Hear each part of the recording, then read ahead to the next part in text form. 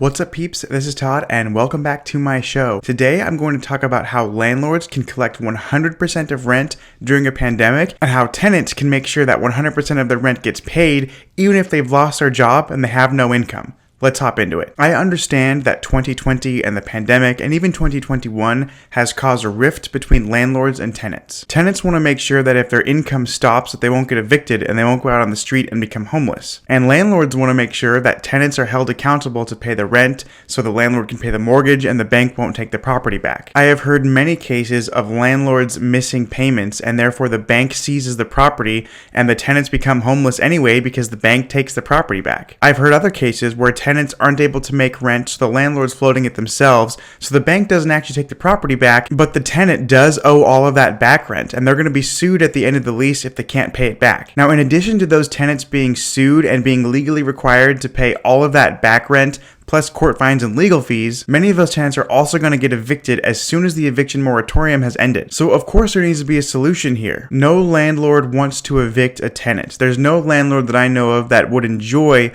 putting a tenant out on the street. And also landlords don't want to lose their properties, and tenants don't want to be sued, evicted, and owe a bunch of back rent. So how can we help both sides? In 2020, the year of the global pandemic, I collected 100% of the rent that I was expecting. Now, I did have tenants that were laid off, and I did have tenants that lost hours due to the coronavirus. But not only did I make sure that their rent was paid, I also made sure that the tenant was taken care of financially and that they weren't falling behind. So how is it all possible? The answer is, as landlords, we need to team up with the cities that we invest in. There are many government entities, municipalities, and nonprofit organizations that have housing assistance. Most landlords and most tenants have no idea that these programs exist. One of the programs in my area is the St. Vincent de Paul Society. I called them on behalf of a tenant who worked at a restaurant, and of course when restaurants were shut down, she lost her job. When I called the St. Vincent de Paul Society to see if they could send her any rental assistance, the man that I spoke with said that he has been working there for 20 years, and in his entire career he has never once had a landlord reach out on behalf of a tenant.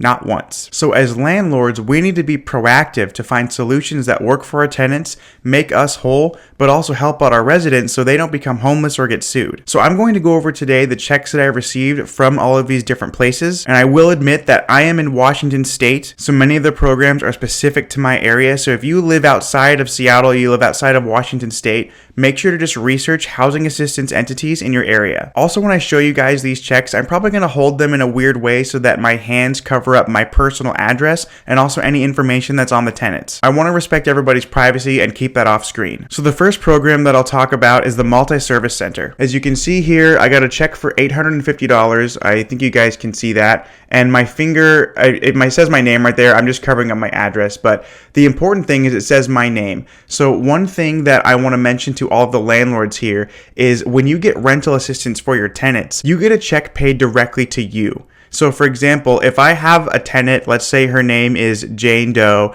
and she lost her job and her rent is $850, and I needed to contact a rental company to basically get them to pay her rent for that month, even though the rent is for her, the check would be going directly to me. So that's helpful for me as a landlord. I make sure that actually I'm getting whole, but it's also beneficial for the tenant because he or she does not have to pay rent for that month. It's covered. They're not falling behind. They're not accruing late fees. They're not at risk of getting eviction. And hopefully because they have a cushion for the next month, they can take that time to go find another job or get their unemployment on track or whatever it is. But as you can see right here, that's $850 and it's from the MultiService Center. And again, that was made out to me, Todd Baldwin, but it was for a tenant. This is a tenant that lost their job and they couldn't pay rent. So I contacted this company and they sent me a check and they covered the rent for my tenant. The next one that I will talk about is actually another program here in King County. And I'm just going to use my finger to cover up my address again. But as you can see here, this one sent $1,700. I hope you guys can see that. And again, this was a tenant who just was down on their luck. The coronavirus, the pandemic, it was crazy. And instead of being a jerk and hounding them and just like saying, if you don't pay me, I'm going to evict you and I'm going to charge you fees and all that, I just worked with them. I said, what can I do? How can I support you? How can I help you? And I contacted a program and they were able to send me $1,700 for this individual's rent. I will say now, all of my tenants are current.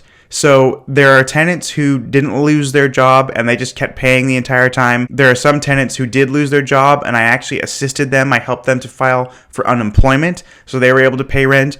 And then there were some tenants who lost their job and unemployment didn't work out, or they didn't qualify, or they just forgot to apply. And so I contacted organizations like this. And this one here, again, sent me $1,700.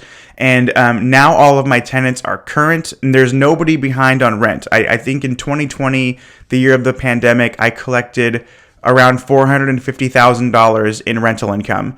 And that's exactly what I was expecting. I didn't lose a dime. I didn't miss out on any rent. And none of my tenants are behind or at risk of being evicted or anything like that. The next two checks that I will talk about are both from St. Vincent de Paul Society. This was the organization that I talked to you guys about where I was the first landlord ever to call on behalf of a tenant. So this first check is only for $200. I had a tenant who she could pay all of the rent except for $200. So they sent me a check for $200 on behalf of my tenant.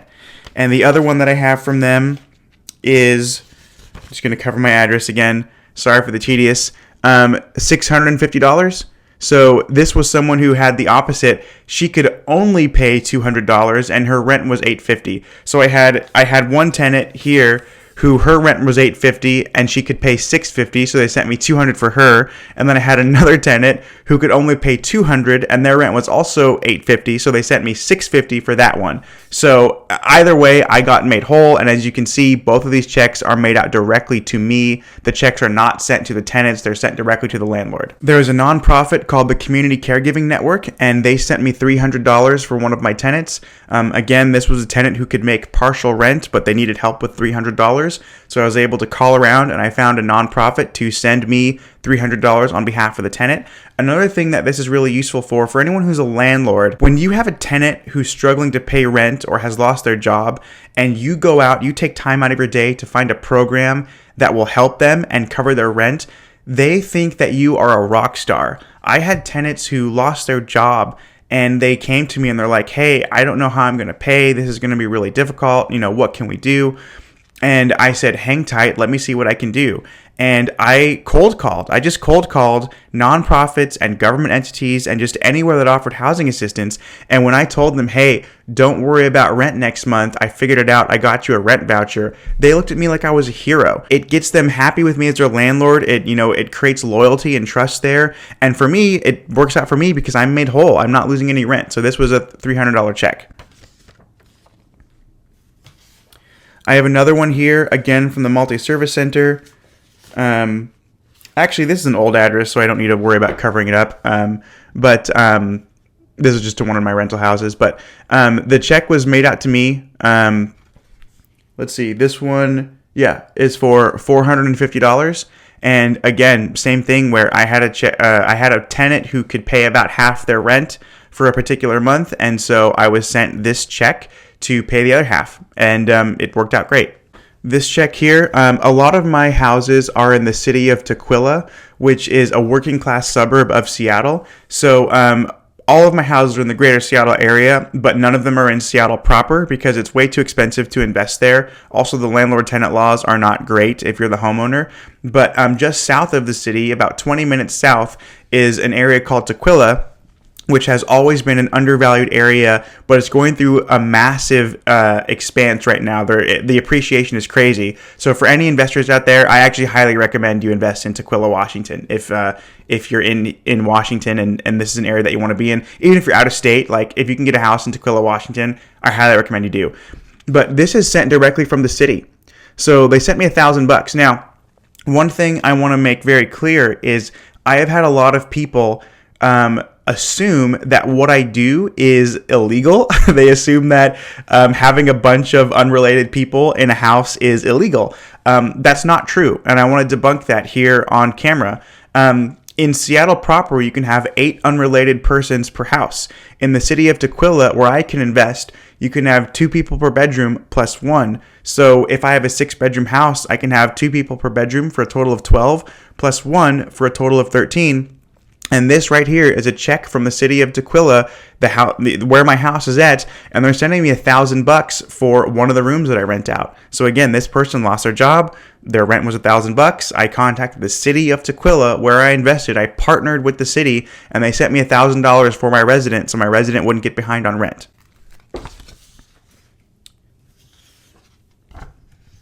This is another check from the city of Tukwila for $850. And again, that is for one of the bedrooms that I rent out. And, I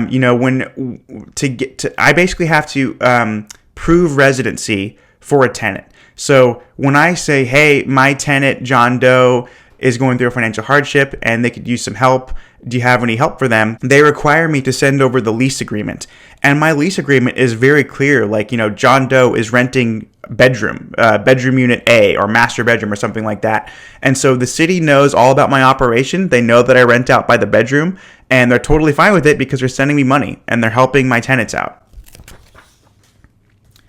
The next check that I have is also from the city of Tukwila, and it is for, $900. And again, this is just, a check that was made out to me on behalf of a tenant.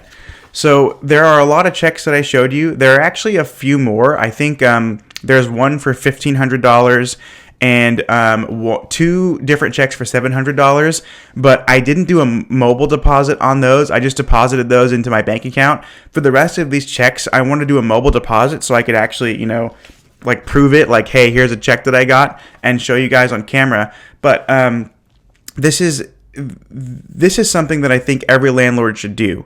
Is if you don't live in Washington State, go Google housing assistance programs and rental relief, and you'll find a list of nonprofit organizations or government programs that could help you.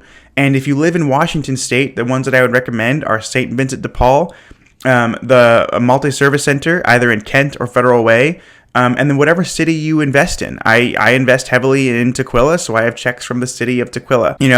It shows such good faith from you. It makes you look great to your tenants. It helps out your tenants so they're not falling behind. They're not going to owe back rent. They're not at risk of getting evicted. And of course, you're made whole. Your mortgage payments are still being made because you're getting checks. And I will say probably 97% of my tenants have their job and have kept their job the whole way through. There are 3% that either lost hours or got completely laid off. And even still, only a few of those needed these programs because many of those were actually making more money on unemployment than they were when they were working. And I won't talk to the politics of that. It helped out my tenants, so I'm grateful. But yeah, in the state of Washington, people were making like $1,200 a week in unemployment. And there are people that, that doubled their income, basically, so they didn't have any problem paying. But I hope this video was helpful to you, and I'll see you guys in the next one. Peace.